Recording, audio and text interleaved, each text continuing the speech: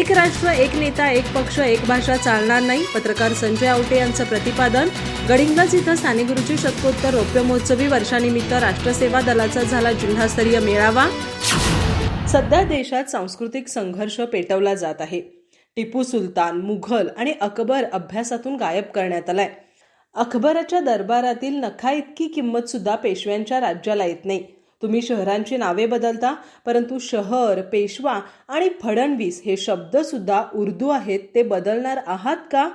एक राष्ट्र एक नेता एक पक्ष एक भाषा एक धर्म आणि एक निवडणूक चालणार नाही, कारण हा भारत सर्वांचा आहे, असं मत पत्रकार संजय आवटे यांनी व्यक्त केलं. ते गडिंग्लज इथं साने गुरुजी शतकोत्तर रौप्य महोत्सवी वर्षानिमित्त आयोजित राष्ट्रसेवा दल जिल्हास्तरीय मेळावा उद्घाटक म्हणून बोलत होते.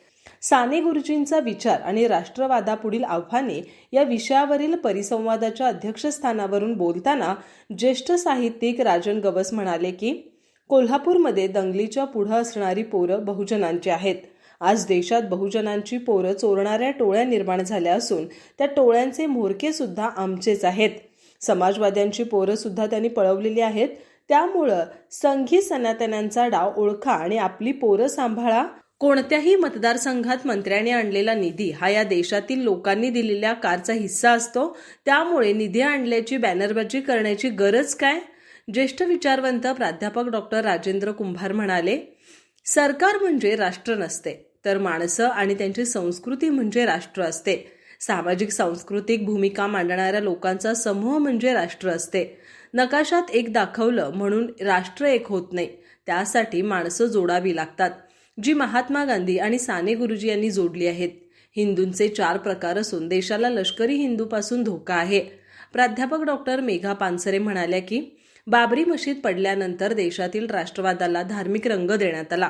चित्रपटाचे विषय बदलले गेले. काश्मीर फाईल सारखे चित्रपट दाखवून लोकांना हिंसक बनवणं सुरू झालंय.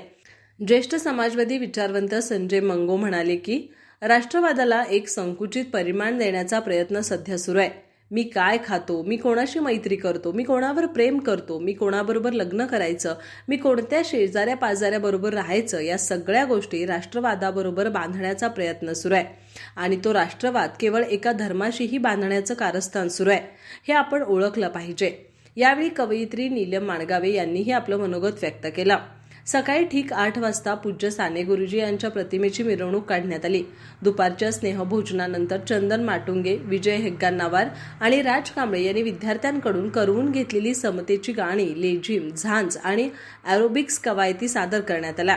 या मेळाव्यास राष्ट्रसेवा दलाचे ट्रस्टी प्रमोद मुजुमदार, माजी राष्ट्रीय अध्यक्ष भरत लाटकर, सदाशिव मगदूम, महामंत्री बाबा नदाफ, मेळावा प्रमुख प्राचार्य जे.बी. बारदेसकर, जिल्हा कार्याध्यक्ष सुनील पोवार, विजय भोगम, व्यंकप्पा भोसले, राजन पेडणेकर, सुनील शिंत्रे, सुरेश कोळकी, उर्मिला शिंदे, स्वाती कोरी, शंकरराव रणदिवे, प्राध्यापक किसनराव कुराडे, अरुणा शिंदे, रीटा रॉड्रिक्स, धनंजय धोत्रे, शहाजी गोंगणे, अजित पाटील, हेमलता पाटील, सुषमा साळुंखे, अशोक पाटोळे, शरद पाडळकर, भानू गोंडाळ, वसंतराव पाटील आदी मान्यवर उपस्थित होते.